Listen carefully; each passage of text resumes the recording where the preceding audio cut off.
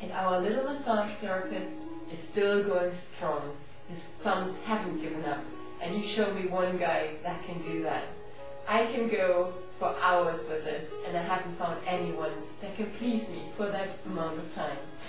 So we go now to one of the tighter areas of our body, our neck and shoulders, where we carry lots of tension. We run around like this all day, and we just need to loosen off.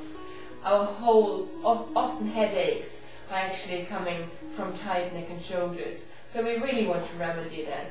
Be aware this is tough work. So if the tennis ball is too hard for you, please have the squash ball handy. It might be good for the first few rounds to stick with that. It's a little bit more squashy, it's also smaller, so it's easier to separate your shoulders from your spine, because sometimes I feel like they're glued together and there is actually a track of muscles which we want to relax. So what we're going to do, we start by lying on our back with our knees bent, and we try to find a point just underneath our shoulder blades, in between the spine and the shoulder blade. If you refer to our little booklet, you will see exactly where the point is. How to get the ball there? By lying down, rolling slightly over, placing the ball in the area, and then slowly moving your body so you find the point. There's no mistaking when you do have the point. You might be screaming.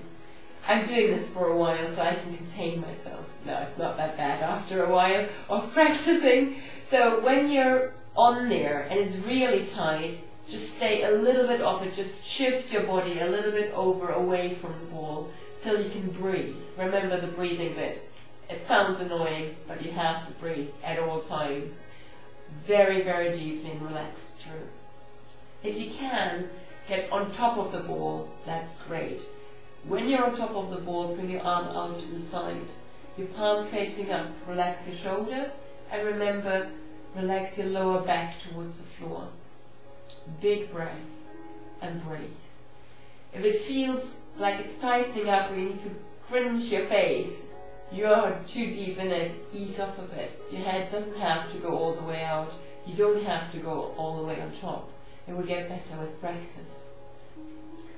You can stay here from, let's call it 1 minute to 10 minutes, however long it will take for you to loosen off. The more resistance you have, the longer it will take. Just take your mind off it, go mind wandering to a lovely place, and put yourself into the spa that we've created for you, and enjoy.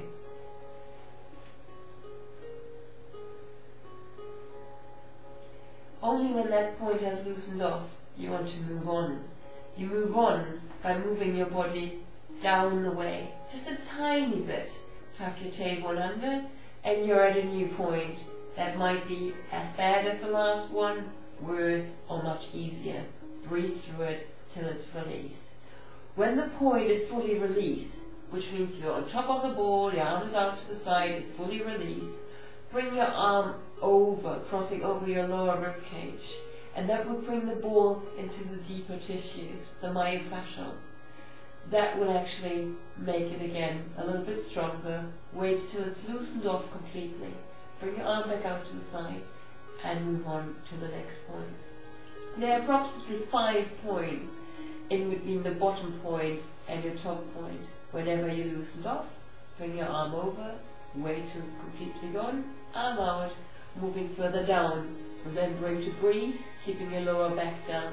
This is just a fast track through. This is not real time. You really want to go with your own time and release it fully.